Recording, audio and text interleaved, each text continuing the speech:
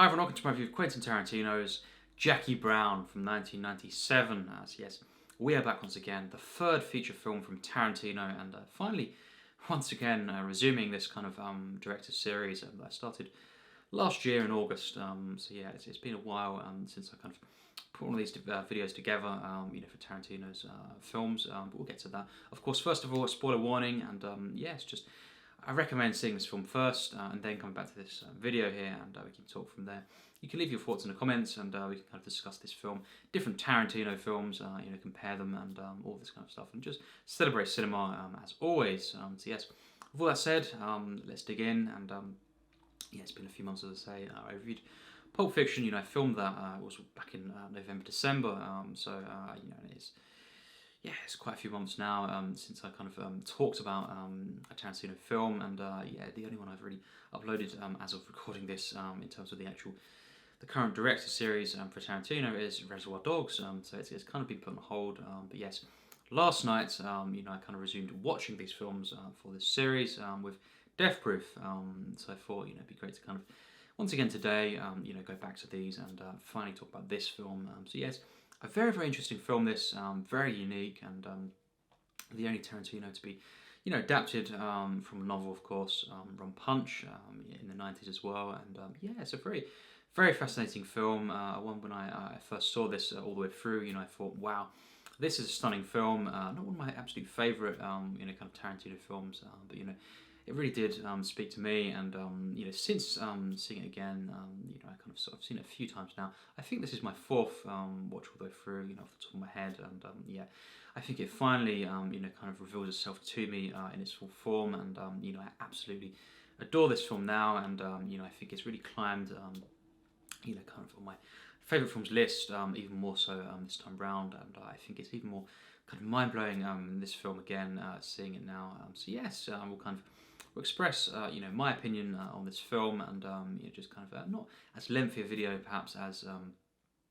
my Pulp Fiction review that I've done, or even Reservoir Dogs, but I do have a few things to say, and we'll kind of go over a few aspects of the film, and my general kind of feelings and my affection for this film. So yes, of course, starting off with an epic scene, of course, kind of referencing different films, including The Graduate, of course, that kind of tracking shot there, of course, and the great song Across 110th Street by Bobby Womack, and yeah, this is just such a great song, and I love the way it's used in this film, and this opening sequence, love it, really do. It just hooks you on the film, and yeah, this kind of epic way in which it's kind of used, and of course Pam Grier, just the way she's introduced in this sequence here, it's just amazing. Of course, she's kind of after that, kind of first part, we have her running, of course, as well, and she's a flight attendant, as we know. But yes, that running part there is just so epic, and kind of tuned to the music, of course, and wow, what a way, first of all, to kind of open the film, and of course, the actual text, title, being Jackie Brown, the way it comes up, it's perfect, and from there we have a very, very different film, to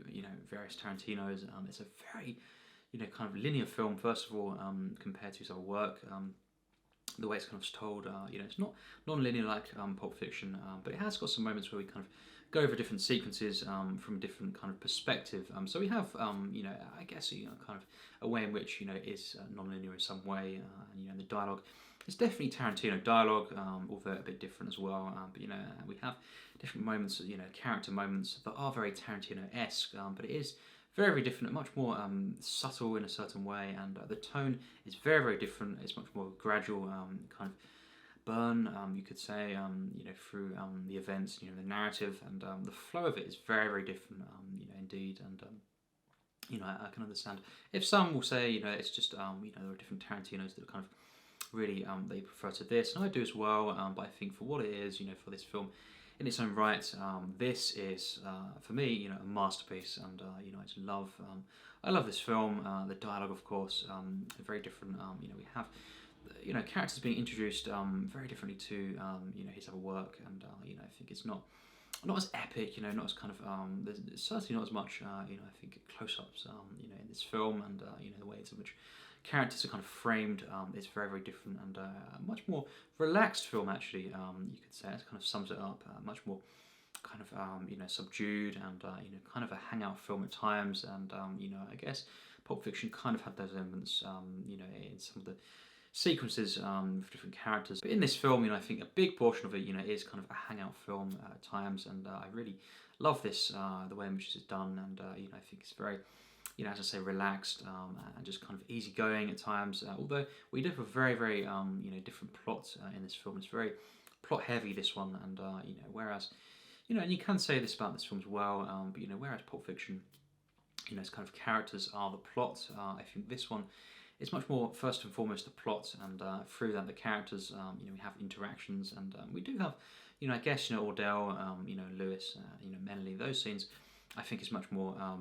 in vein with, for example, Pulp Fiction, the way that characters are talking, and the way in which character is more of a centre piece here. But most of the film, the rest of it is first and foremost a plot, and we have a massive kind of intricate, plan, which is very. I think it takes place basically, in the kind of centre of the film, and the middle act into the later middle act, and into the final act. But we have that kind of showdown where we have the exchange, and of course, massive build up to that. But we have, I think, the way in which this is described. The first viewing, I think of this film that I had, I was kind of not entirely sure of, the exact details of this and how things were planned. But once seeing it a second time, certainly all the way through, I picked up on everything, and it's just more and more kind of, I think, impressive the more you see this, and the way in which it's set up, and I think different character motivations, and how this is kind of affecting this massive event here. At first, though, we have this flight attendant of Jackie Brown, Pam Grier playing Jackie Brown, of course, as we know. She is basically caught smuggling money, for an arms dealer, and of course, Ordell is the arms dealer, and he's essentially the kind of the villain of the film, and he's double crossing everyone in this, and using people, and a real kind of threat even early on to Jackie Brown. He tries to take her life, and through her kind of her kind of intelligence, though, and her kind of endurance, she kind of overcomes this, and she uses this whole kind of attempt against Ordell, but of course she is caught, and these two agents kind of interrogate her, and they attempt to kind of bring down Ordell, and use her to help them, of course, and she kind of goes along with this, but in the end, of course, as we know, the plan of Jackie is to actually kind of double cross both parties, both of these kind of groups, being Ordell and of course the detectives, the agents, and she really kind of goes full on with this plan, and she kind of in the end, though, she kind of parts ways as well from her love interest in the film, someone who's set up very early on, and of course this bail bondsman, Max Cherry, and he's of course played by the legendary of course Robert Forster, who sadly is no longer with us, and he passed away fairly recently, and it's just a real shame, that is, and he was a great actor, and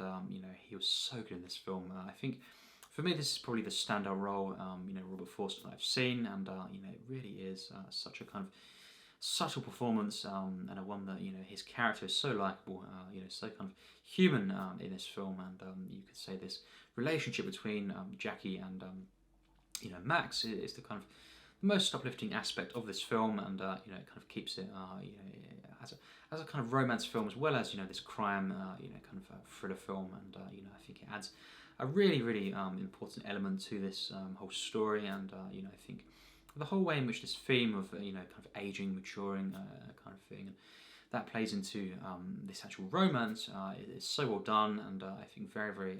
interesting in the way it's explored, and I think just the plans, for example, that Max has, and the way he kind of views his life so far, and the kind of the interactions and the kind of connection he has between between these two characters, of course, Max and Jackie, and I think this is a real affectionate film. Of course, Max certainly is in love with Jackie, and it's a romance, though, in the end, that doesn't really in the final moments, of course, they go their separate ways. Who knows what will happen after that? But in this film, it kind of wraps up where they don't kind of end up together, and I think it's certainly a very interesting ending. And I think it's a great ending, of course, and it'd be very interesting to kind of see if it ended though with them two going off. But yes, of course, it leaves it lingering, and it gives you a lot to think about. But yes, in the end, so many different characters, kind of picked off, but Jackie, is kind of triumphant, and it's a real epic, satisfying kind of conclusion for this character, our main character, of course, the protagonist being Jackie Brown, and it really is such a kind of great film for Pam Grier. She shines in this film, and Samuel Jackson, once again, always great, and a massive cast here, of course. Michael Keaton, and we have Bridget Fonda, of course, in this film as Melanie, and of course Robert De Niro, my favourite actor, as I always say, and in this film, this character of Lewis is very disturbing, and I think once again picking up on how kind of it's quite scary at first, looking and seeing obviously how it ends this film, for his character.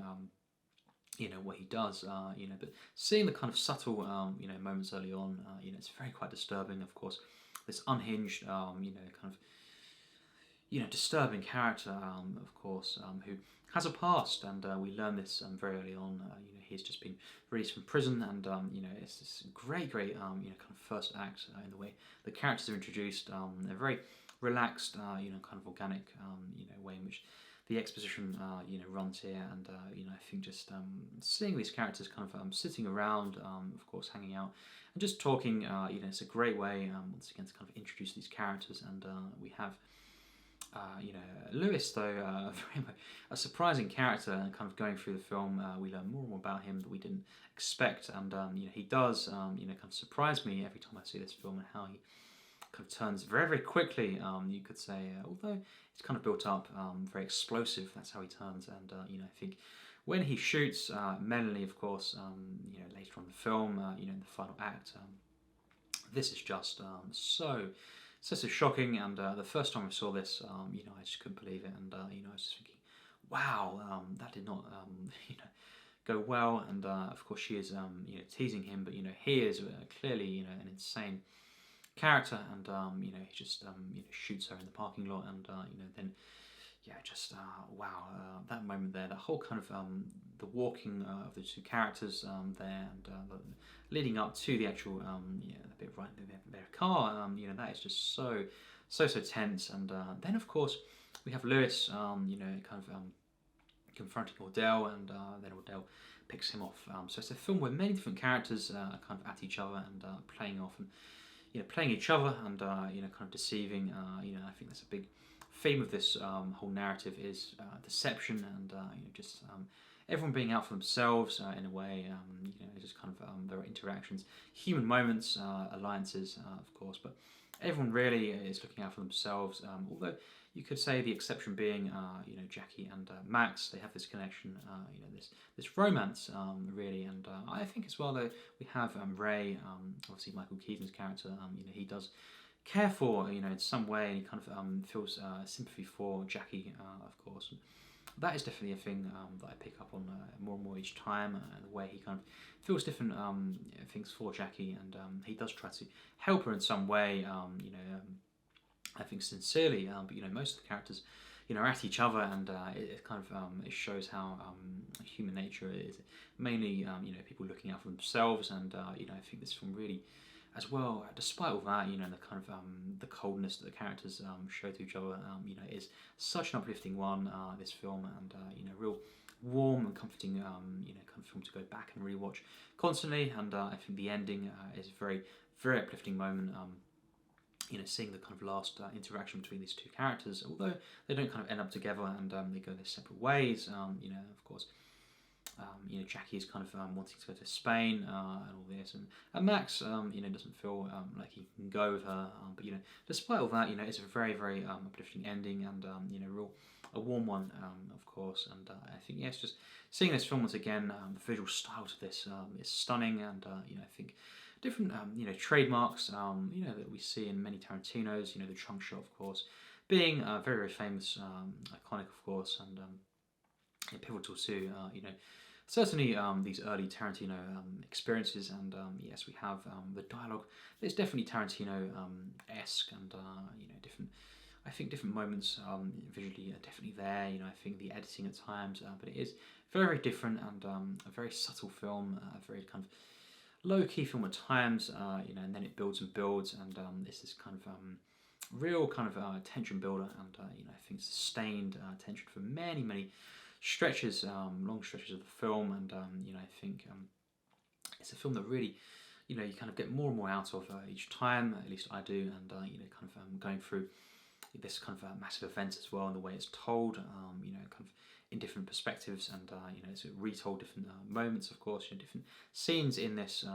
replayed from a different angle, and it's very fascinating to see, how Tarantino tells this story. That is what cinema is. It's storytelling, and how someone can tell you a story, whether it be just a person in the room for the whole film, or a film that is a massive epic. It doesn't matter, and it's about how the story is told, how visually we are kind of given things, information, and I think this film really is kind of dissecting storytelling itself, and Tarantino does this many, many times, and throughout his career, but I think this one is very, very interesting to kind of analyze, and I think the way in which Tarantino is kind of exploring tone, and I think just in the moment feelings, I feel in this film, and it's this real comforting film, as I say, and just early on, and even later on in the film, it just brings so much kind of comfort, and ease. Despite all that, it's a fully tense and involving thriller crime film, and a real one where I get invested in so many of the characters, and I think just entertained by every single character in this film. All the performances throughout are stunning. Samuel Jackson, it's just one of his most memorable kind of characters, really. Ordell, and of course Pam Grier. She is in many ways the star of the show, and it's just such a great character, and I love this character. I just get so behind her, and the sympathy for her being kind of mixed up in different things, as well as kind of just the intrigue as well, of this character. I guess she's kind of a mystery at first in many regards, and then we learn more and more through her interactions, and through her, especially with Max Cherry, and the way in which she kind of has feelings for him, and just I think every single character though in this film, all this supporting cast, even just stand out kind of roles here, and I think from start to finish this film is stunning. The music, wow, in this film, the opening track, of course, to the very, very ending track, and that one is used quite a few times in the film, but yes, I think the soundtrack throughout is stunning, and very different in the way it's used to, for example, Pulp Fiction. It's very, very, very different film, of course, as we know, but I think it's just no less masterful, and I think the way in which Tarantino is just in control of tone and style, and just these characters, and how he's playing with the dialogue here, and obviously based on a novel, and his only film that he's kind of adapted a novel into, and I think in that sense it's very, very different, and I personally think not a criticism of this film at all, but I think I just prefer even more so Tarantino's original, truly original work, and I think it's just got more potential, because I really regard him as one of the very, very best screenwriters in all of cinema, and certainly for original kind of screenwriting, it's either him or maybe one or two others I feel that are the absolute greatest. I would also include in original content with I would include Paul Thomas Anderson actually in those that kind of free that trio there of best original screenwriters. So there we go. That's kind of another hint. But Tarantino is right up there, and I think writing, directing this film, he is just on form. And this being the third feature film from Tarantino, this to me at least marks the end of the first phase of Tarantino films, and I think it obviously being 6 years until Volume 1 of Kill Bill being released. I think when we return with Tarantino, it's a very, very different filmmaker here, and he's kind of at that point making ultra stylized films there, and Jackie Brown It's very, very different. Even Pulp Fiction, Reservoir Dogs, they're very, very different to his later work, and I think, especially that kind of middle portion, being ultra stylized, Kill Bill 1 and 2, Death Proof as well. You could say Inglourious Bastards, and Django as well, and then The Hateful Eight is definitely a very, very different kind of phase as well. Hollywood, all these films. I think it's definitely very interesting to see, and I think this one, though, Jackie Brown, really is a high note. It's a good kind of end of the 90s on, and a kind of decade that Tarantino was certainly one of the defining filmmakers of the 90s, and I think Jackie Brown, although it's not as talked about as his other two films of that decade, and really it's not really talked about as much as most of his films in general. I think it really is, I think at times, an underappreciated film. I think the dialogue is stunning, the characters, the way they're kind of developed throughout the film, and these kind of themes of maturing, aging, and love, and how it all kind of plays into everyone looking out for themselves, individualism, and I think relationships, and the way it's kind of intertwining this film at times, but it is mainly a very linear film in its storytelling, at least for a Tarantino film, and I think it's just a fascinating film, and one that really showcases how Tarantino can kind of create a set of characters, set up a universe, and gradually, very, very gradually, characters reveal themselves, and a plot that's quite fairly complex, really, in the way it's told, let it unfold in a very special way, I think, and revealing different character traits, human qualities, and I think characters at times redeeming themselves, just kind of a lot of humanity in this film, a truly human film, and very, very special, one in the way it's kind of told, and I think the music, of course, and the visuals being less intense really than most of his films. That's a thing. The colour palette, and I think the use of close-ups, and all this kind of stuff here, I think it's very much less intense, much more kind of relaxed feeling, comforting film, and more subdued, and more of a gradual kind of film here, and it's a very different film, but it is a Tarantino film, very much so, and he just directed this film so wonderfully, and I think this is a true masterpiece, and I think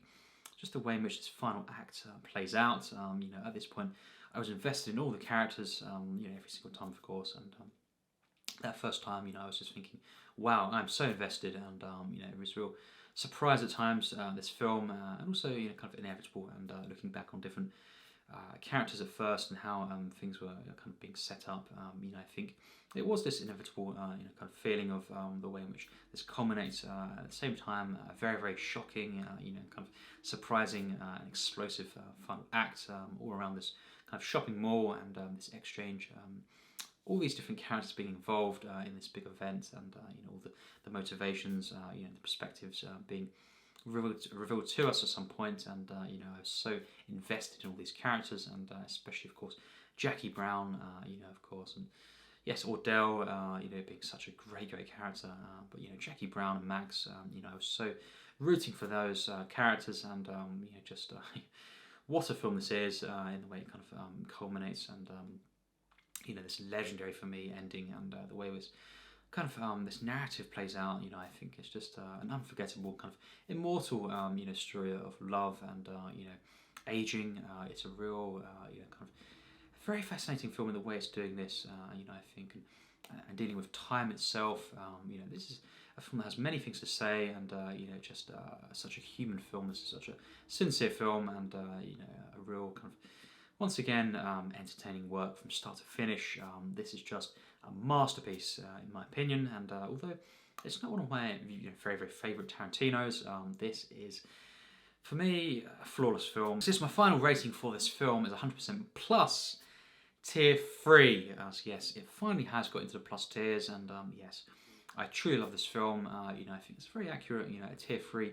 for how much I love and care about this film, and such a kind of comforting, kind of warm, charming, film to rewatch. It climbed, even more on my list. Obviously, it was on my favourite films list before this rewatch, but now it's in the plus tiers, and that's the kind of extra special, kind of praise that I give films, being in my plus tiers, and it's a masterwork, and it's also one of my favourites. So yes, that's my thoughts on this film. It'd be great to hear your thoughts, of course, as always, and share your opinion, your experience with this film. How does it make you feel, and how do you compare this to other Tarantinos? Obviously, I love this film. Whatever you think of the film, though, it'd be great to hear, and share your opinion in the comments, and we can have respectful conversations, which I look forward to massively. It's a film that I can really talk about for a while, but I think this time around, once again, yes, the one that I would like to leave it to you as well, to bring your own thing to this, and we can kind of talk further in the comments, and celebrate this film, and this wonderful film. The performances, of course, the direction, the writing in this film, stunning, and we have Pam Grier, Samuel Jackson, Robert Forster, of course, and Robert De Niro. All these different kind of actors here. Just bring so much to this very unique and fascinating film. This universe that's set up, and I think one that is really, really relaxing at times, and just peaceful, and also very, very intense, and highly involving throughout. This is just a masterclass in writing and directing, and how to control tone. I love the colour palette and all this, and it's a very different one, less intense, and I think less obvious at first, but so much in this, so many layers, and I think Tarantino once again just delivered a flawless masterwork, and yes, one that I truly love, and always look forward to rewatching this film, and yes, that's my thoughts. As I say, tell me your thoughts in the comments, and we can discuss this film. And next up, of course, is Kill Bill, and it's been a few months since I rewatched it for this series, but I have many things to say about those films, and I look forward massively to those reviews, and I think it'll probably be once again split up into the two volumes, reviewing them separately. But yeah, we'll see what happens. I'll be reviewing that those works in the next few weeks, and just continuing much more in a consistent manner this director series. So yes, can't wait for that, and eventually, as we always say, the ranking will come. So yes, just tell me your thoughts, as I say, in the comments, and I look forward to, as always, discussing cinema with you viewers, and we'll continue this series, of course, which I look forward to massively, and have enjoyed massively so far, and look forward to continuing this on the channel. So yes, as always, take care, and thanks for watching.